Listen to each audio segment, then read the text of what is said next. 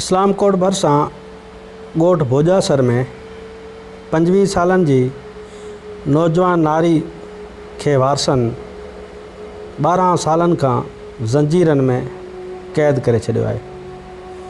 ॻोठ भोजासर लंजा में 25 वरह जी वसी मेघवाड़ नारी खे वारसनि ज़हनी तवाज़ुन ठीक न हुजण ऐं बीमारी जो जवाज़ ॼाणाए ज़ंजीरनि में क़ैद करे एक झूंपड़ी हवाले करे छॾियो आहे। ॻोठ में नौजवान नारी के ज़ंजीरनि में जकड़न बैदि उन जा वारस सख़्त परेशानी में मुब्तला आहिनि।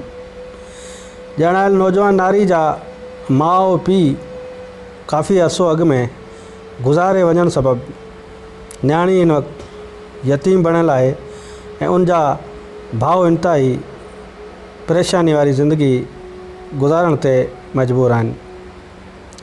नौजवान नारी जे भाउरनि मीडिया जी टीम आॾो रुअंदे ॿुधायो त असांजी भेण खे 12 साल अॻु तेज़ बुखार आयो हो। वक़्त ते इलाज न थियण करे दिमाग़ी तवाज़ुन विञाए वेठी आहे। हिननि ॿुधायो त गुरबत सबबि इलाज कराए नथा सघूं।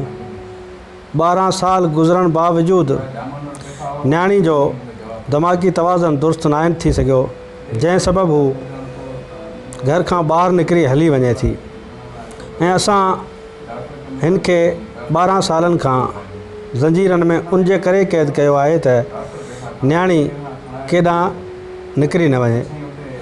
हिननि ॿुधायो त गुरबत ऐं बेरोज़गारी सबबि इंतिहाई परेशान आहियूं। असांजे घरनि जो सफ़र गुज़र बि नथो हली सघे। असां पंहिंजी हिन मासूम भेण खे इन हालत में छॾे केॾांहुं वञी बि नथा सघूं। पर सर्दी हुजे चाहे बरसाति, वसकारा हुजनि तोड़े तूफ़ान, ही न्याणी हिन खुलियल झूंपड़ी में सख़्तु काड़ो हुजे तोड़े गर्मी में ज़ंजीरनि में जकड़ियल हुजे थी।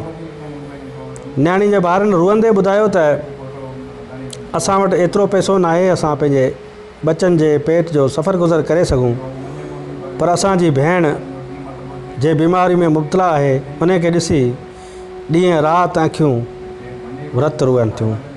हिननि चयो त असां 12 सालनि खां मुख़्तलिफ़ वक़्तनि ते वक़्त जे हुक्मराननि ऐं ॿियनि वसवारनि खे अपीलूं कयूं त ख़ुदा रा असांजी भेण जो इलाजु करायो वञे, पर केर बि असांजी दांह ॿुधण जे लाइ तयारु न आहे।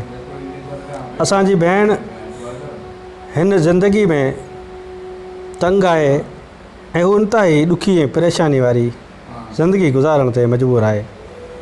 भेण खे ॾुखियो ऐं परेशान ॾिसी असां रही बि नथा सघूं, मजबूरी सबबि कुझु बि नथा करे सघूं।